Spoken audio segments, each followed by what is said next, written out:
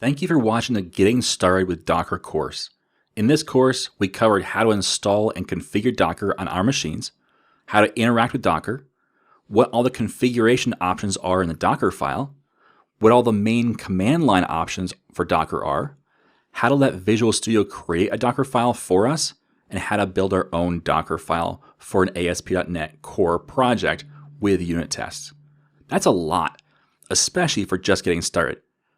By now, you should be feeling fairly confident with the basics of Docker. I would recommend that the next step you take is to practice quite a bit with Docker. That's how you gain the skills needed to really grasp all that Docker has to offer. Now, if you're looking for what's next, and I encourage you to take time to practice first, but the next steps are to look at composition and cloud deployment. You can start with Docker Compose, which allows your containers to talk to each other. That will quickly move you on to learning about Kubernetes, which is a much larger and more complex subject. Now, the other place to go next is cloud deployment. Azure has some great ways to easily get your containers running in the cloud. I'd recommend you take a look at what's available to you.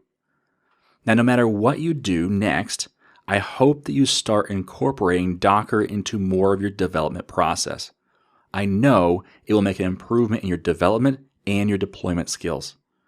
Thanks for joining me in this course. I hope you've learned a lot from it.